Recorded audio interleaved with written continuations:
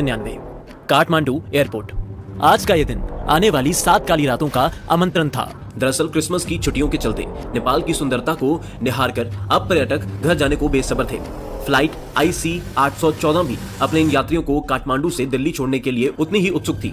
देखते ही देखते 176 लोग फ्लाइट में चढ़ जाते हैं। ये सभी तो फ्लाइट में चढ़ जाते हैं, लेकिन एयरपोर्ट पे कुछ अजीब सी चीजें घटती हैं जो इन सभी की आंखों से चूक जाती है। कोई भी सिक्योरिटी स्टाफ फिजिकली चेक करने के लिए नहीं खड़ा था। लगेज स्कैन करने वाली 2 में से एक एक्सरे मशीन खराब पड़ी थी और फ्लाइट IC 814 को काठमांडू एयरपोर्ट पे लैंड होने के आधे घंटे के अंदर ही फटाफट वापस उड़ा दिया जाता है, मानो जैसे जल्दबाजी में कुछ छुपाया जा रहा था। फ्लाइट में बैठे यात्री बेशक इन सभी चीजों से अनजान थे, लेकिन ये चीजें ही भारतीय इतिहास के सबसे डरावने हाईजैक का कारण बनने वाली थी। दोस्तों, इस वीडियो में हम भारतीय एविएशन हिस्ट्री के सबसे डरावने IC 814 हाईजैक के बारे में जानेंगे।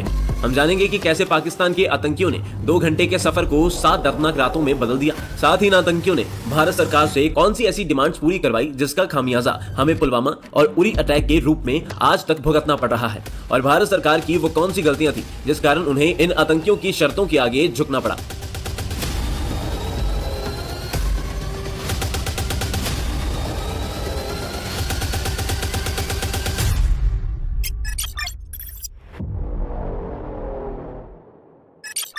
दोपहर 3 बजे पायलट देवी शरण फ्लाइट में अनाउंसमेंट करते हैं और फ्लाइट IC 814 काठमांडू से उड़ान भर लेती है।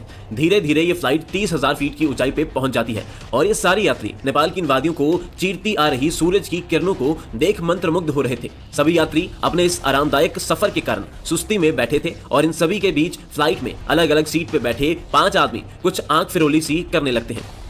दोपहर 4:40 फ्लाइट अब लखनऊ के पास और दिल्ली से सिर्फ आधा घंटा दूर थी। एयर होस्टेस बिजनेस क्लास से शुरू करते हुए हर यात्री को लंच परोसने लगती है। वो इकोनॉमी क्लास में प्रवेश करती है और यहाँ मौजूद यात्रियों को खाना परोसती है। तभी एक आदमी के हाथ से खाना उसके साथ बैठे आदमी पे गिर जाता है। इधर उनके बीच बहस शुरू हो जाती है और उधर फ्लाइट की अलग अलग सीट से 5 लोग उठते हैं और अपने बैग खोलने लगते हैं। इधर एयर होस्टेस उन 2 आदमियों की लड़ाई को सुलझाने की कोशिश करती है और उधर वो 5 आदमी अपने बैग खोलने के बाद उसमें से और कुछ नहीं बल्कि AK-47 निकालते हैं। एक हाथ में बंदूक और दूसरे में हैंड ग्रेनेड पकड़ ये आतंकी अपने मुंह पे मास्क लगा फ्लाइट में हाईजैक का शोर मचा देते हैं।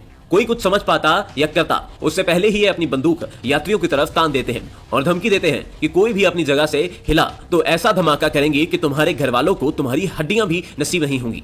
सारे यात्रियों को डराने के बाद एक आतंकी कॉकपिट की तरफ चलने लगता है और वहां घुसते ही अपनी बंदूक का बट को पायलट राजेंद्र कुमार की गर्दन पे मारता है और फिर बंदूक पायलट देवी शरण की गर्दन पे लगा के कहता है, फ्लाइट को तुरंत पाकिस्तान की तरफ मोड़। दोस्तों, अभी और इसी पल से ये फ्लाइट उस मौत के कुएं की तरफ रुख मोड़ लेती है जहां से किसी का भी जिंदा बचना लगभग नामुमकिन सा हो जाता है। वीडियो में आगे बढ़ने से पहले इन आतंकियों के बारे में फटाफट जान लेते हैं। दरअसल ये आतंकी पाकिस्तान बेस्ड हरकत उल मुजाहिदीन के आतंकी थे।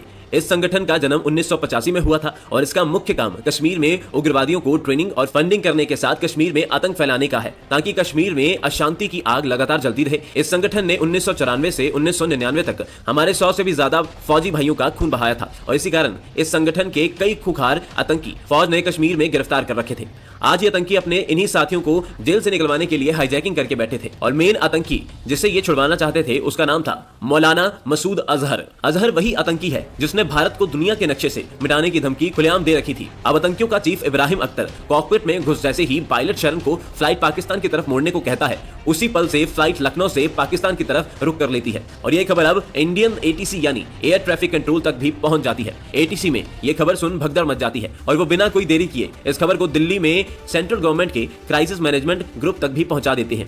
लेकिन क्राइसिस मैनेजमेंट ग्रुप इस सिचुएशन की गंभीरता को नहीं समझ पाता और उनकी तैयारियों में इतनी कमियां थी कि वो सब कुछ देख आप दंग रह जाएंगे। शाम 6:44 फ्लाइट पाकिस्तान की तरफ जा रही थी और शरण अपनी चतुराई का इस्तेमाल कर आतंकियों से कहते हैं कि फ्यूल बहुत कम है और अगर हमने अभी रिफ्यूल नहीं किया तो तुम अपनी मांगे मनवाना तो दूर कभी पाकिस्तान भी नहीं पहुंच पाओगे। शरण का तर्क सुन आतंकी भी मजबूर हो जाते हैं और फ्लाइट को अमृतसर में उतार दिया जाता है। शरण ये खबर इंडियन ATC को भी बता देते हैं और यहाँ से ये खबर क्राइसिस मैनेजमेंट ग्रुप के हेड प्रभात कुमार को भी बता दी जाती है। प्रभात सिचुएशन को अपने तरीके से संभालते हैं। वो आतंकियों को बातों में उलझा के जितना हो सके उतनी देर यहाँ रोक कर नेगोशिएट करने की कोशिश करते हैं। वहीं दूसरी तरफ एनएसजी चीफ प्रभात से कहते हैं कि एनएसजी को इसमें इन्वॉल्व किया जाए। प्रभात जो एक नौकरशाह थे वो ऑपरेशन जैसी बात में इतना कॉन्फिडेंस नहीं दिखाते। एनएसजी चीफ के बार बार आग्रह करने पर प्रभात आखिर मान तो जाते हैं, लेकिन तब तक प्लेन को अमृतसर में लैंड हुए 1 घंटा हो चला था। अब 1 घंटे बाद एनएसजी को अमृतसर निकलने के ऑर्डर्स मिलते तो हैं, लेकिन ये डिले ही आतंकियों की जीत और भारत की हार का फैसला करने वाला था। 7:45 फ्लाइट को अमृतसर में उतरे 1 घंटा हो चला था, इसलिए आतंकियों ने शरण पे लगातार दबाव बना रखा था कि अगर जल्दी से रीफिलिंग नहीं हुई तो हम लोगों को मारना शुरू कर देंगे। पिछले 1 घंटे में रीफिलिंग नहीं की गई थी। इसी कारण आतंकी एक यात्री सतनाम सिंह को तो पहले ही चाकू मारकर जख्मी कर चुके थे।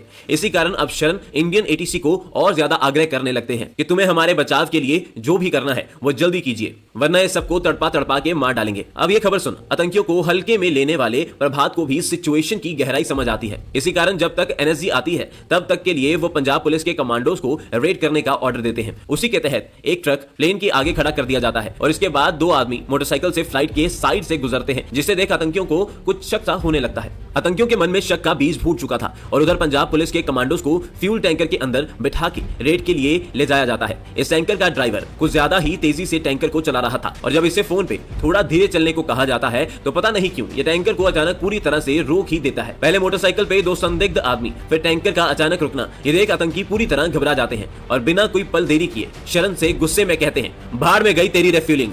अगर जहाज 30 सेकंड में नहीं उड़ा तो तू और ये सारे लोग एक झटके में मारे जाएंगे। इधर एनएसजी अमृतसर पहुंच जाती है और अपने तामझाम के साथ प्लेन की तरफ आगे बढ़ने लगती है। एनएसजी पूरे फुल प्रूफ प्लान के साथ रेड करके सारे हॉस्टेजेस को सही सलामत छुड़ा सकती है और वो जहाज से बस कुछ ही मीटर दूर थी, लेकिन जहाज भी बिजली की गति के साथ रनवे पे भाग रहा था। एनएसजी जहाज को पकड़ती उससे पहले ही 7:50 पे सामने खड़े ट्रक से बाल बाल बचते हुए जहाज अमृतसर से टेक ऑफ कर जाता है और प्रभात की लैक ऑफ प्लानिंग के कारण आतंकियों को घर दबोचने का मौका हाथ से फिसल जाता है।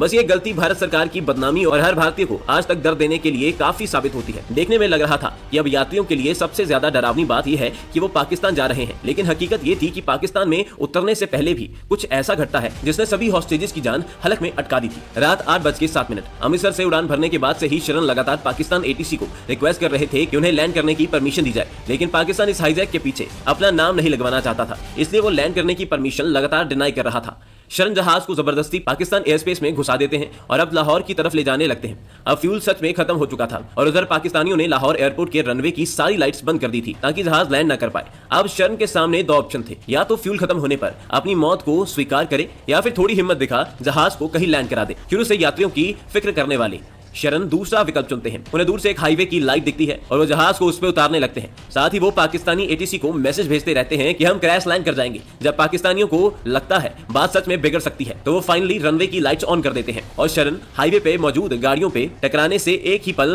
पहले जहाज को फिर हवा में उड़ा देते हैं और अंत में लाहौर एयरपोर्ट पे जहाज उतर जाता है। पाकिस्तान खुद की अच्छी छवि दिखाने के लिए तुरंत जहाज को कमांडो से घेर लेता है और आतंकियों से कहता है कि कम से कम बुजुर्गों और बच्चों को तो रिहा कर दो। दूसरी तरफ अटल बिहारी वाजपेयी अपने ऑफिसर्स की लापरवाही से बेहद मायूस थे और इस बार वो बिना कोई देरी किए पाकिस्तान में मौजूद इंडियन हाई कमिश्नर जी पार्थसारथी को तुरंत नेगोशिएट करने के लिए कहते हैं। मगर पाकिस्तान भारत को कष्ट पहुंचाने में कोई कसर नहीं छोड़ता, क्योंकि पार्थसारथी ने पाकिस्तानियों से हेलीकॉप्टर की मांग की थी ताकि वो फटाफट लाहौर पहुंच जाए, लेकिन उन्हें यह हेलीकॉप्टर 3 घंटे बाद जाके मिला था और आतंकियों को पाकिस्तान से दुबई उड़ान भरने के लिए इतना समय काफी था। 25 दिसंबर सुबह 3 बजे लाहौर में 3 घंटे रिफ्यूलिंग करके जहाज अब अल मिन्हद एयरवेज पे लैंड कर जाता है और दुबई के साथ अच्छे रिश्ते होने के कारण भारत उम्मीद कर रहा था कि शायद उन्हें कमांडो स्ट्राइक करने का मौका मिल जाए, लेकिन दुबई की हुकूमत इसके लिए साफ इनकार कर देती है। दूसरी तरफ जहाज के अंदर यात्रियों की हालत भी कुछ ठीक नहीं थी। पिछले 24 घंटे से आतंकियों ने उन्हें अपनी जगह से हिलने तक नहीं दिया था। किसी ने कुछ खाया नहीं था और इन सबके ऊपर इस समय तक आतंकी एक और यात्री रूबिन कत्याल के पेट में चाकू गोद चुके थे। इसी कारण पूरे जहाज में खून की बदबू फैली हुई थी। भारत सरकार की इज्जत भी फंदे पे लटकी हुई थी, क्योंकि अगर हॉस्टेजेस मारे गए तो सरकार कैसे मुंह दिखाएगी, इसलिए भारत सरकार लगातार यूएई पे डिप्लोमेटिक दबाव बना रही थी। इसी के चलते दुबई की हुकूमत फाइनली 27 हॉस्टेजेस को आतंकियों के चुंगल से आजाद करवा लेती है। एक तरफ इस खबर से हर भारतीय खुश होता है और भारत सरकार को चैन की सांस लेती है कि आतंकी अब इस जहाज को और कोई नहीं बल्कि तालिबान कंट्रोल्ड अफगानिस्तान में ले जाने का फैसला कर लेते हैं। इस खबर ने हर भारतवासी के चेहरे का रंग एक झटके में उड़ा दिया और इंडिया में ऑफिसर्स भी जल्दबाजी में हाथ पैर मारने लगते हैं। दरअसल उस समय अफगानिस्तान और कुछ नहीं बल्कि धरती पे आतंकवादियों के लिए जन्नत समझा जाता था, जहां यूएसए का टिकना भी मुश्किल होता था। अब इस हाईजैक के वो पल शुरू होने वाले थे जिनका अंदाजा बुरे सपनों में भी लगाना थोड़ा मुश्किल होता है। 26 दिसंबर सुबह 8 बजे इंडियन गवर्नमेंट की लाख कोशिश के बाद भी दुबई से यह जहाज उड़ान भर लेता है और कंधार में लैंड कर जाता है। यहाँ से वो 5 दिन शुरू होते हैं जो यात्रियों के लिए मौत से भी बदतर साबित होते हैं। सबसे पहले तो कंधार में जहाज के उतरते ही उसे चारों तरफ से तालिबानी आतंकवादी घेर लेते हैं। वो रॉकेट लॉन्चर, आर्म्ड आतंकियों के अलावा टैंक्स तक इस जहाज के इर्द गिर्द लगा देते हैं। तालिबान का संदेश साफ था कि अगर भारतीय कमांडोज ने ऑपरेशन करने की हल्की भी कोशिश की तो उनका सामना आतंकियों से नहीं बल्कि पूरी एक फौज से होगा। ऑपरेशन का विकल्प पूरी तरह खारिज करने के बाद अब इंडियन गवर्नमेंट नेगोशिएट करना ही सही समझती है और इसके लिए भारत सरकार के सबसे बेस्ट 4 ऑफिसर्स को चुना जाता है और इसका नेतृत्व अजीत डोभाल कर रहे थे। कंधार पहुंचते ही डोभाल इन आतंकियों की डिमांड सुनते हैं तो उनके पैरों तले मानो धरती ही खिसक जाती है। आतंकियों ने पूरे 1650 करोड़ रुपए के साथ 1 या 2 नहीं बल्कि भारतीय जेलों में बंद 36 खूंखार आतंकियों की रिहाई की मांग रखी थी। ये ऐसी डिमांड्स थी जो भारत सरकार चाह के भी पूरी नहीं कर सकती थी। यहाँ से भारत सरकार को अमृतसर में हुई अपनी गलती का पछतावा शुरू होता है, क्योंकि एक तरफ आतंकियों की डिमांड्स पूरी नहीं हुई तो सारे यात्री मारे जाएंगे और दूसरी तरफ भारत में लोग लगातार सरकार के विरोध में धरने दे रहे थे। ये सब तो फिर भी सहा जा सकता था, क्योंकि यात्रियों के साथ जो जहाज में हो रहा था वो किसी नर्क में रहने से कम नहीं था। ये नेगोशिएशंस 5 दिन तक चलती है और आतंकियों ने यात्रियों की आंखों पे पट्टी लगा नीचे मुंह करके बैठने का हुक्म दे रखा था। वॉशरूम की बुरी हालत थी और खाना तो इन्हें पूरे दिन में मुश्किल से एक बार नसीब हो रहा था। इन सब के ऊपर जो हर थोड़ी देर में आतंकवादी मारने की धमकी दे रहे थे, उससे यात्री जिस तरह से मानसिक तौर पे टूट चुके थे उसका तो कोई हिसाब ही नहीं था। लेकिन अब जो हुआ उसने तो कभी ना भरने वाला जख्म ही दे दिया। दरअसल हर बढ़ते दिन के साथ सरकार पे दबाव बढ़ता जा रहा था और इसी कारण कंधार में मौजूद डोभाल को भी फटाफट इस समस्या से निजात पाने को भी कहा जाता है। कूटनीति के बादशाह कहे जाने वाले डोभाल कैसे भी कर आतंकियों को 36 नहीं बल्कि 3 आतंकियों की रिहाई के बदले यात्रियों को छोड़ने के लिए मना लेते हैं। अब फाइनली नेगोशिएशंस एक नतीजे पे पहुंच जाती है, लेकिन उस समय किसी को अंदाजा नहीं था ये तीनों आतंकियों को रिहा करना भारत को आज तक एक कांटे की तरह चुभेगा। ये तीनों आतंकी अहमद उमार सईद शेख, मुश्ताक अहमद जरगर और मौलाना मसूद अजहर थे। अगर बात करें कि इन्हें आखिर गिरफ्तार ही क्यों किया गया था, तो अहमद उमार ने तो 1994 में 4 फॉरेन टूरिस्ट को दिल्ली में किडनैप कर सरकार से अपनी आतंकी साथियों को छुड़वाने की कोशिश की थी, लेकिन इसकी ये कोशिश नाकामयाब रही थी और तब से ये जेल में सड़ रहा था। मुश्ताक की बात करें तो उसने काफी कम समय में करीब 30 लोगों की हत्या की थी, जिसमें कुछ हाई रैंकिंग ऑफिशियल्स भी शामिल थे। वही मसूद अजहर पाकिस्तान से कश्मीर में कई साल आतंक फैलाने के बाद 1994 में भारत आया था और यहाँ आके इसने कश्मीर घूमने आए कुछ टूरिस्ट को टॉर्चर किया था और तब इसे आर्मी ने गिरफ्तार कर दिया था। ये तो बात हुई कि ये जेल में कैसे गए, लेकिन जो इन्होंने जेल से बाहर निकल के किया